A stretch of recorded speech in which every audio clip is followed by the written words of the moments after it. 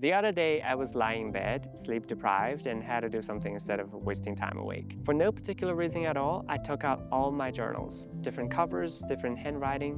When I opened out the very first one, it suddenly hit me that it has been a solid 10 years since I started journaling, all the way back to the year of 2015. I noticed the staggering changes over the years, so I wanted to make this video, not to teach how to journal, but to talk about what it quietly and positively changed in me, and why I encourage everybody to try this yourself.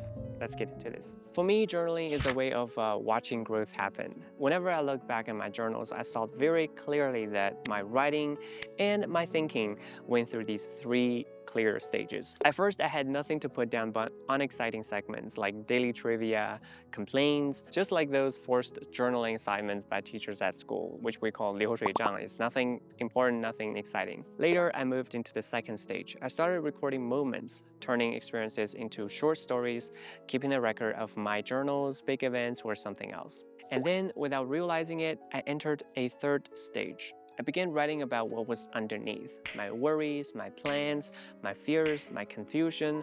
All of these made me aware that I became more sensitive to details, more aware of what was happening around me and inside me. Just, more consciously. When I was young, I really admired those who could describe feelings and emotions with words, something I found I was literally unable to do. But then I realized I could do something like this. Not at a very mastery level, but still proved capable a bit, which made me happy and satisfied. When curiosity, observation, and writing meet all together, journaling makes a wonderful mediator that awakened my desire for expression. As a teenager, I hated reading. I hated writing even more. I didn't think I was very good at it, I didn't feel like doing it, and no one ever told me that I was one. Before the age of 14, I had finished almost no books from beginning to end, from A to Z. But something shifted after I forced myself to become a casual writer through journaling. 10 years later, I have read more than 150 books, not because I suddenly became disciplined, but because journaling turned school homework into something very personal, very active. I started reading to write better, and I started writing because I was reading more. They fed each other. One day I thought, maybe I can make videos to fulfill my desire for expression.